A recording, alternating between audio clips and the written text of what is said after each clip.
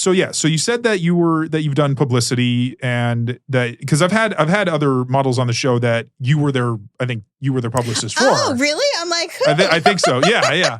I'm like, it's very possible. Yeah. And well, because I've had people say, "Oh, you should have my publicist Erika on because she's got huge boobs." And I remember I do, and that was the thing. And so I remember, and I was just like, "Oh, and that was when I found out that you did publicity." I've done my own PR for years, and when I got into the business, I was like, "Okay, you know what it was? I got nominated for an XBiz award, and I was like." What is this? Is this a big deal? I'm like asking people, do I need to go to this? And I mean, I reached out to Brittany Andrews and was like, should I go to this? Is this a big deal? She's like, it's kind of a big deal. You should probably go, sweetie. And I was like, okay. So I went to my first event. It was like, oh, I see now the whole business side of this industry. Yeah. And I find it fascinating, to be honest. But there's a lot of people that are in the business that have never been creators, and there's a lot of creators that would never want to go to the business side. So I do feel like a little bit of a unicorn in a way, trying to be in this like crossover of creator to business side. Yeah. Again, because most people, when I say I have a master's degree, nobody really cares in this industry. But when I say I used to work for WWE, everyone listens. Interesting. Yes. So you worked for, so that was the sports. What was that like? Chaos. Really? It's a lot of what you would imagine. I worked there for 3 years, again, doing marketing, PR, fan engagement, all of that, doing everything from creating campaigns to TV integrations to taking talent to events. It was a very high stress, high energy job. Interesting. And, I actually had a very good job where I worked with a lot of people, like everyday normal people in the community that would get to come and like meet the wrestlers and all of that. But I mean, yeah, that's where I learned how to do production. That's where I learned how to deal with talent. And I'm like, talent or talent, no matter what industry you're in. Yeah. Right. And my kind of attitude was like, if I can handle a bunch of cranky, sweaty wrestlers, I can handle a bunch of porn stars. Yeah. Well, and so how would you say then that, what would you say the biggest difference then between when you worked for WWE and then when you started doing adult work? Like, what would you say the largest difference would be? I would say, obviously, that's a huge company. There's a machine there, a very well-oiled machine behind the scenes. Yeah. And I think that it's like the wrestlers are similar in the sense that they are independent contractors. Okay. So they have contracts with the company that stipulate certain things. So, but there's a lot of no's on that list of things that they can and cannot do. As opposed to content creators where you might have a deal with a certain company or you might shoot for a certain studio if you're, a bigger name. But we have a lot more freedom and flexibility, I would say, in the adult world. But at the end of the day, it's all entertainment. Yeah. But you have that unique position where you're on both sides, where you are a performer and you're a publicist. So it's like, so when it comes down to like handling other talent from the publicist end, yes. Would you say that has been what tends to kick in regards to like how to deal with them? Do you take everything that you took from when you dealt with wrestlers with them and pretty much do the exact same thing? I do take a lot of a similar approach. Some talent can be wild cards.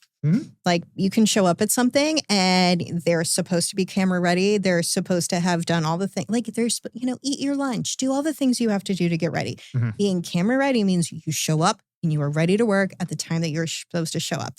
Wrestlers understood that because if they did not, or if they were late, right? They would be in breach of contract. And then there was always like the Vince factor. Yeah. Honestly, at the time that I worked there. So you didn't want to be in that position. Was Vince that involved? When I worked there, yeah. Oh, okay. So he was like involved in day-to-day stuff. The questions that would come down from his office at times, I was like, why does he want to know like where the X is that the guy's going to stand? And so I will say I learned a lot about production and the level of detail that you need to go to just be clear with people about expectations.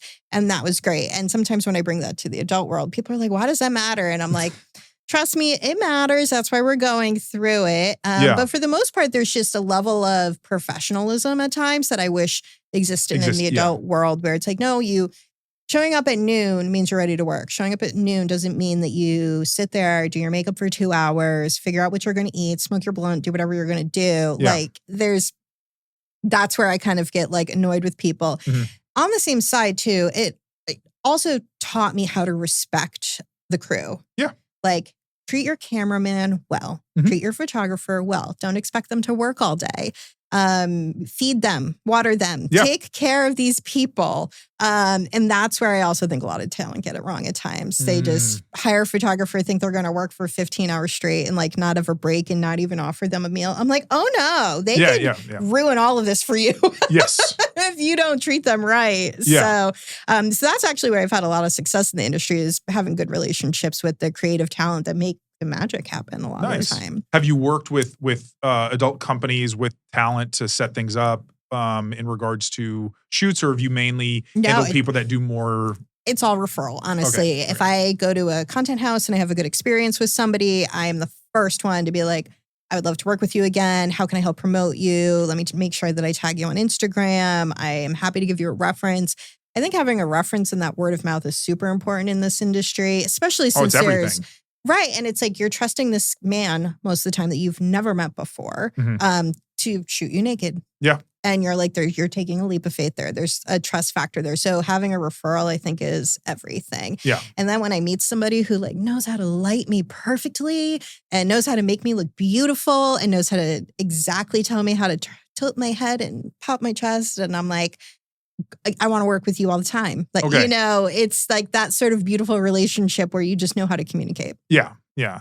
Do you have a vetting process for when you would take on potential clients as a publicist?